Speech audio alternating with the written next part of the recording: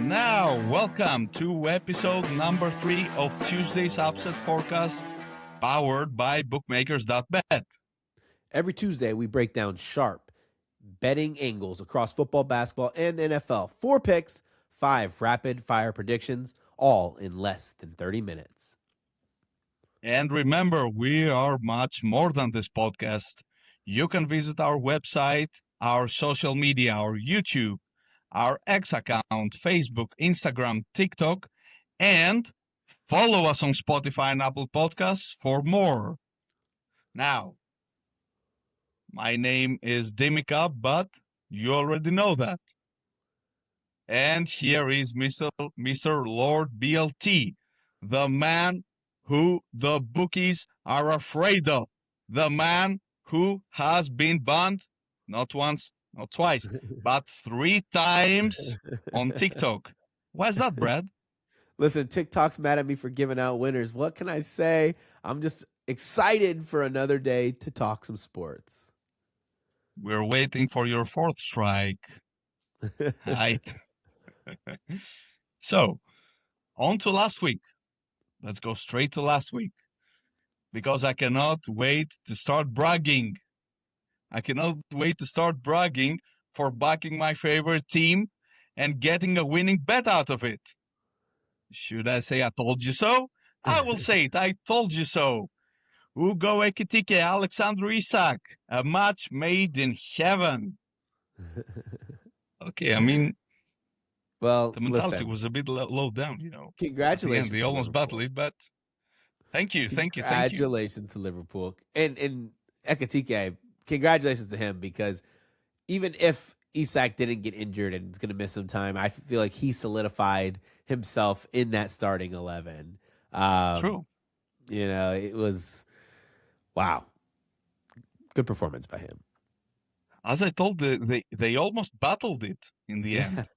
How was that? Why? I mean, you have a 9-man Tottenham squad. How is it possible? They tried to make it exciting. They were too bored of domination. This is pure Arne Slot mentality. Yep. I see. You know? Yeah, that was actually a big win for us. It was a big win, a win that we needed as a podcast and as a project in general, because it was one of our main bets, you know, in all our channels, on our website, on our Telegram channel. We didn't do that well, though, in the other football game of the week and in the other main pick, because, I don't know, Flamengo decided to defend against PSG, or PSG were not so interested. You know, they still won in penalties, though. But that over 2 total goals was... We were close. I'll say that. Okay. But in my playground, the EuroLeague, what happened? Barcelona dominated in Paris. You know, like Emily in Paris, but with Barcelona this time. Same thing, same script happened, you know. I won't even bother talking about the Farmers League pick I gave from the Conference League. So what did you do, Brad? How was your week? Oh, my God. Listen, it's weird, right? Because you do a show like this, and for anybody watching and listening, you have to remember I give out probably 50 picks in a week. And sometimes you might have an amazing week and you lose 5 on here. NBA Cup, Jalen Brunson went an entire third quarter only scoring 3 points. He was pacing, ended up losing by 4 and didn't cash in the NBA Cup.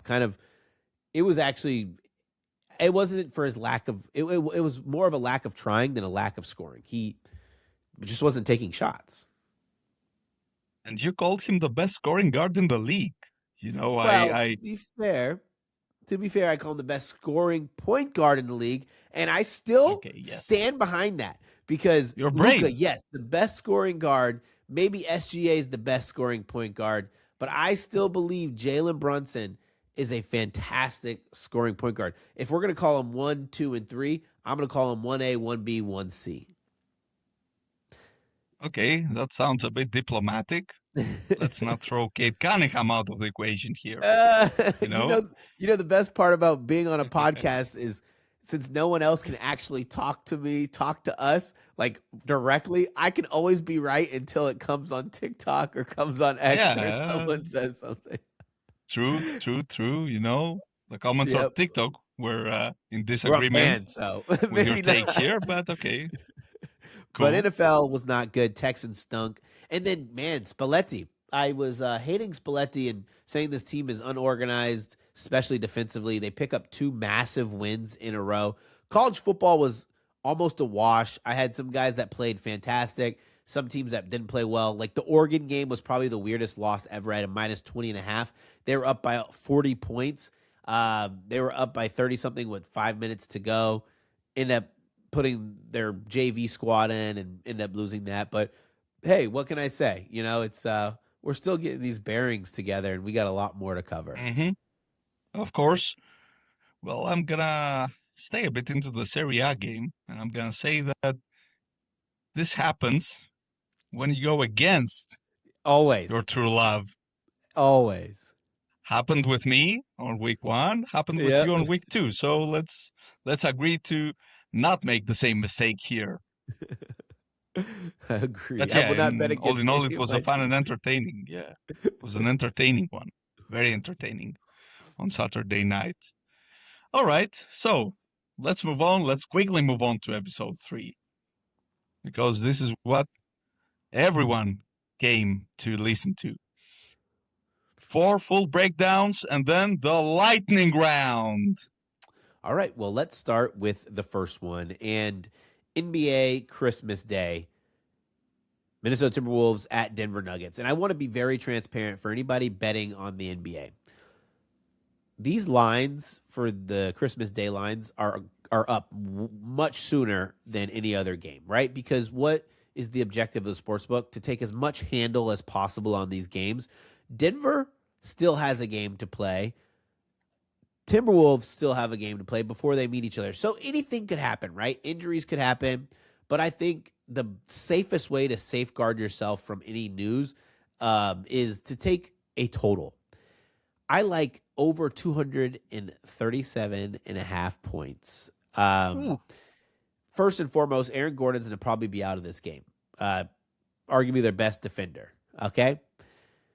Now they're playing in Denver, and the Nuggets have been a over machine at home recently, right? Outside of their last game against the Rockets on the 20th, they had gone over in 1, 2, 3, 4 straight, and then it went under in against the Rockets. But the Rockets play with a very slow pace. That game finished with 226 points with a total of 235 and a half. And the biggest misnomer of that, the biggest worry point if you took the over in that game was the Nuggets only scored 101 points, one of their lowest home tallies of the season. If you want to go just outside of the game being at home, the Nuggets are 8-2 to the over in their last 10 games. Everyone asks, how does head-to-head factor in this, right? Head-to-head over the last 10 between the two is 6-4 to the over. Although the last game in Denver had an identical total back November 15th, and it was 237, and the game ended on 235. Do I think he go back to back against each other with unders? No, definitely not in Denver. And I think Anthony Edwards has a really good shot to play in this. He's been kind of banged up with injury management, but this is Christmas Day. This is a game I feel like I don't want to call it an exhibition. It's going to be a showcase where the players will put forth their best foot because 90% of these players, they're ticked that they can't see their families, so they want to put on a good show and at least make it worth it. Okay, you know what? I will cut straight to the chase. 237 is too high for me. I feel like this line is too high for me. I mean, first of all, you said it yourself. Their latest encounter in Denver, line was similar. They didn't cover it. Saturday night, Denver in Houston. Sorry, Houston in Denver. Sorry for that. Well, we all saw what happened. And we all saw what happens when Aaron Gordon is missing. And I like the fact that you spend some time, you know, stressing out Gordon's importance for Denver's defense. But how about Denver's offense? Why do people always underestimate what Aaron Gordon brings to the front court? You know, I think we to underestimate him because I'm a Magic fan. I know what he brings to that ah, team. so that's behind that. These are the motives here. Okay, jokes apart, I feel like this bet is not going to win. I'm very bold. I'm very brave about it. Okay. I'm with you. I'm with you. Mentally, I'm with you. My spirits are with you. Not your I will wallet. back you, but it's not a pick that I would take. To be fair, I expect the under machine of the Timberwolves because you referred to the Nuggets as an over machine, and I respect it. It's true, after all. I think that the under machine will dominate here. I mean, they scored 103 against the Bucks. What the? I think we agreed that we disagree here, and I think that it's time to move a bit to football. It's time to move a bit to one of the most wonderful times of the year, which is the Boxing Day. I love the Boxing Day, or I used to love the Boxing Day. I don't appreciate the fact that we have only one match on Boxing Day this year.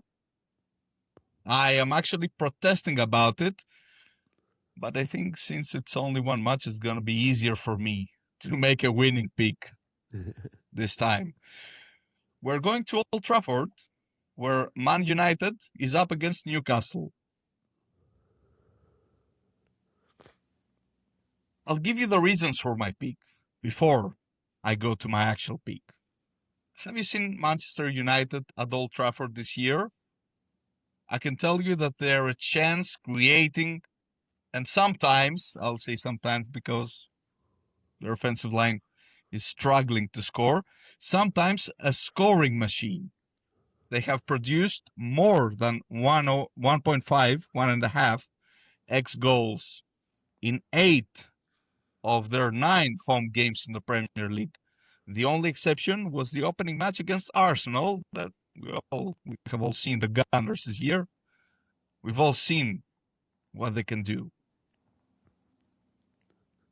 On their end, Newcastle is a bit different than what we have made from them in the past years. They're not so sturdy defensive wise. They're conceding goals. They're conceding goals with matches. They also score goals. I mean, the both teams' score was confirmed 9 in out of their last 10 games. And what's the common here? It's that all these 9 games, in all these 9 games, more than 2 goals were involved as well. The only exception was the derby against Sunderland, which is a derby, a derby is always a derby. It's always different. I watched them on Saturday against Chelsea. I watched them blowing uh, a 2-0 advantage at halftime and getting equalized, but this is not what matters here. What matters here is that Saint Nicolas Voltemade is finally here. He's finally here and he's showing that he's a big game player, and there's no bigger game for Newcastle in 2025. I know I'm stealing a bit here because it's the end of the year, but okay, there's no bigger game than this one because we're talking about 2 teams with a common goal. Their goal is to qualify for next year's Champions League football. I think that Manchester United, are one click ahead in terms of winning the game, but Newcastle have at least one goal in the books, and I'm going with both teams to score plus over 2.5, 1.85 average odds. So Boxing Day. The history of Boxing Day is when way back in the day, when the servants would serve their masters, or they would serve who are they working for. These guys were rich. They would, not the servants, but the people they'd serve would get these gifts, and not all of them liked the gifts. And so they would box up the gifts and give them to the people working for them or their servants, and then they would give those gifts to their family. So it's a day of gifts. And the gift I think that we're missing in this game is Newcastle draw no bet. While Newcastle have been really poor on the road, it is hard to ignore the changes that Ruben Amorim is going to be forced to make. Amad Diallo, Mezrari, Mbuemo, all gone on AFCON duty. Bruno Fernandes picked up a hamstring injury. Mateus de Ligt is That's gone crucial. from True. that injury. Is going to be on for that team. That is five starters from the 11 out. While I think both teams are scoring over 2.5 is totally fine, because I don't trust either defensively, I don't see Newcastle walking away from this match without at least a point. So, yeah, I think your bet's fine, but I think we're missing the gift that we are being given to get Newcastle draw no bet at plus odds. Cool. I like it. So we're rooting for 1-2 score? Yes. Is that good? Yes. Is that good for both? That's good for both of us. Okay. I mean, even 2-2, you cash and I get my money back, and I had a lot of fun doing it. No. Let's just hope it wins. Yes. Let's just hope it just wins. 1-2 on the books. 1-2. We both Let's win, go. and the gift keeps on giving. And let's talk about gifts that keep on giving. The NFL. We didn't get our gift last week, so I mean, we're getting paid twofold. Denver Broncos at the Kansas City Chiefs. And funny, this line is now 13.5 in favor of the Broncos. Kansas City Chiefs lost Patrick Mahomes 2 weeks ago. This week, their backup quarterback, Gardner Minshew, down with an AC as well. Oof. Now they turn to, and listen, I am a college football guy, but I will tell you right now, the pronunciation of the former South Dakota State quarterback, Chris, gonna butcher this, Olukudon, hopefully I got it right, is not on the top of my brain. Close enough. He will be the starter.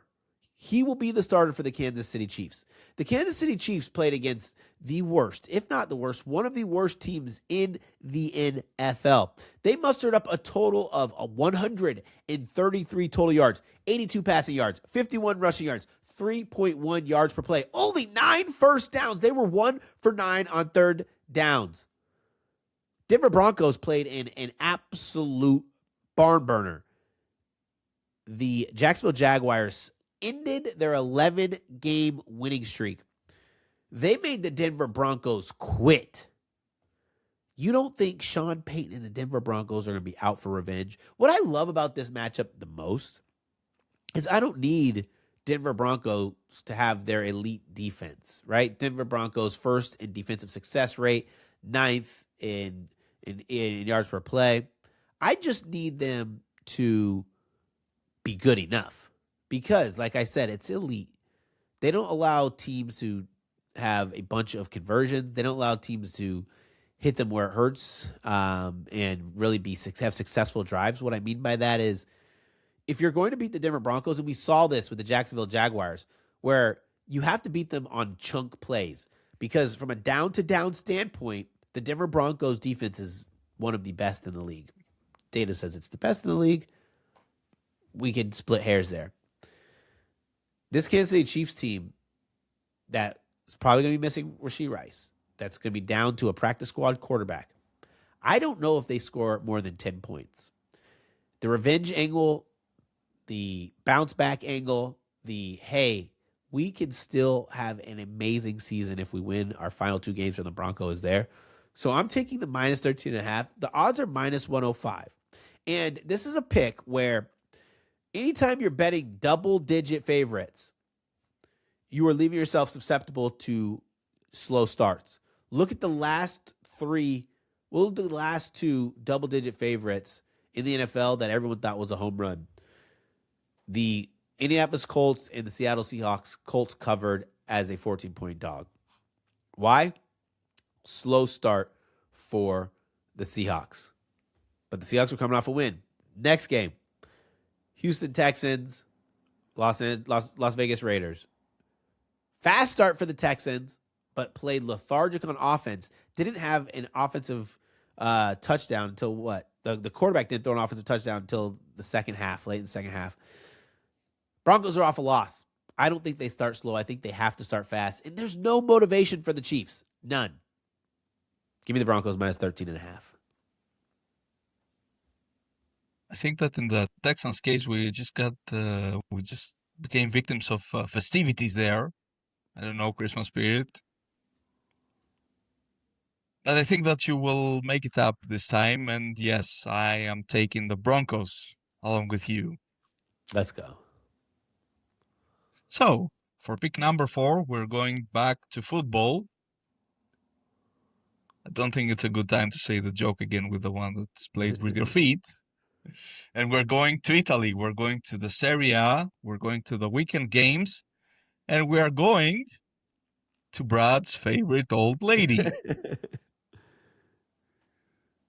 So, Pisa against Juventus. The team that is last in the Serie A standings against one of the, I won't say that Juventus are title contenders, but I'll say they're Champions League football contenders. That's all we need. Yeah, true. You're going to win the big one, don't worry. So I expect this one to be a slugfest, a complete slugfest. Under 3 goals. 185 odds, and I'll tell you why. First of all, we got Pisa. Pisa at home and Pisa away from home is like watching 2 completely different teams. Only one time this year more than 1 goal was scored in their home games, and this was against Inter, where naturally they lost 2-0 against Inter. All the other games involved either 0 or 1 goal. On top of that, they have scored only 1 goal at home this season. Can you imagine?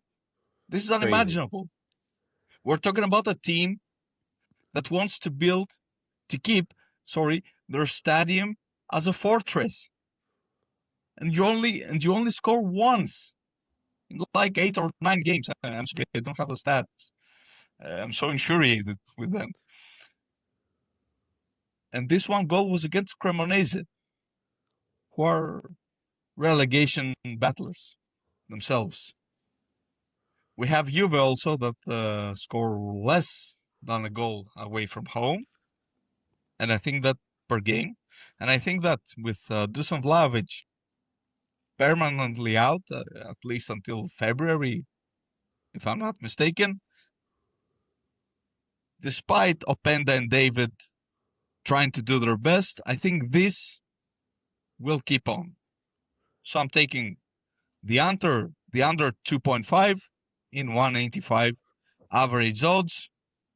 Don't forget to visit bookmakers.bet and shop for the best odds in the industry. This is probably got to be the best bet that I've ever heard you give out on the show. Thank you. Juventus are the most frustrating team. And I know there will be people out there running to the window to bet on Juventus to win this match, and it will end 0-0, and you'll be cashing your bet, and everyone else will be ticked off. Oh, so you're afraid of a 0-0? Goal is drawn. I am always afraid of a 0-0. Me too. Time for the quick hitters. 5 picks, 1-liners, in and out.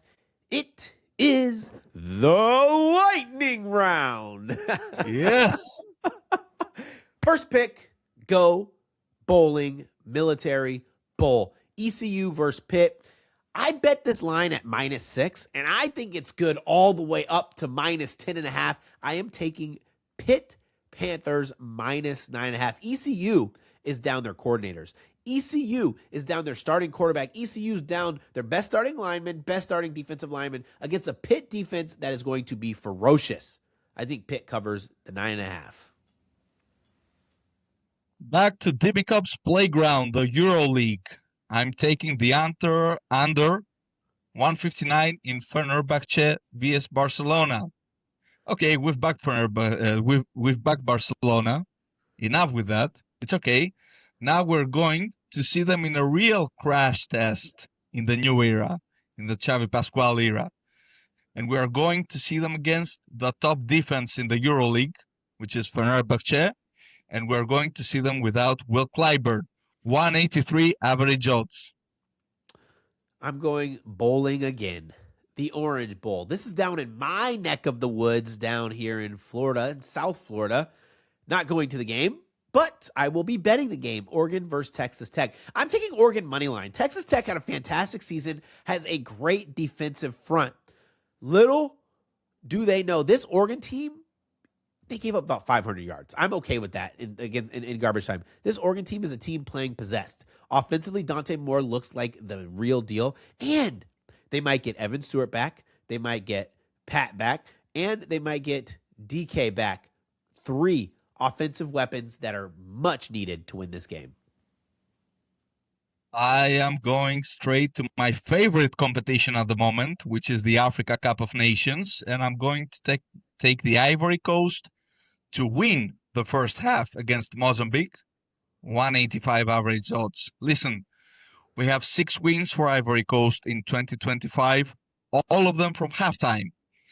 We got an exciting young prospect in Jan Diomande. Remember the name. He's first in take-ons in the Bundesliga.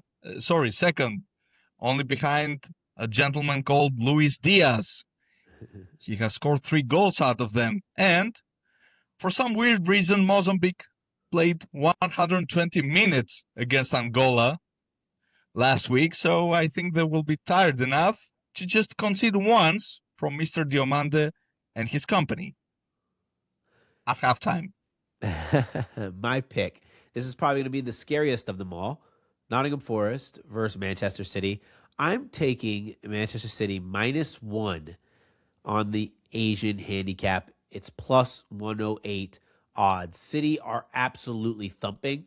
While this Forest team is progressively getting better after Ange Postecoglou destroyed the team, City are on a roll.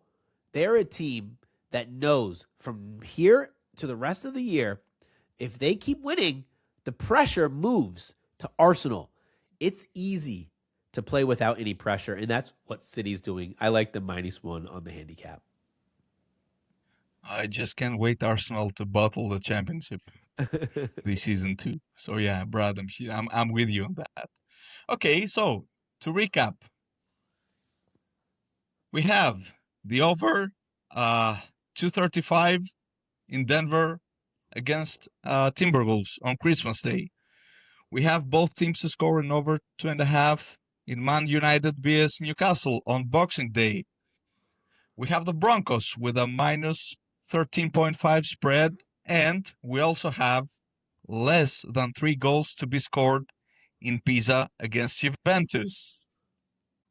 As in this week and every week, we will keep on tracking everything. Wins, losses, heartbreakers, all of it. And remember, this show is for you. We want to hear your voice. Hit us on X, Instagram, Facebook, TikTok, and YouTube. Make sure to find our verified sportsbooks at bookmakers.bet. You will find all the links you want in the episode description. And remember, to bet a winner, you got to feel a winner. And to feel a winner, you got to be a winner. Don't forget to bet responsibly. Happy holidays to everyone. Happy holidays.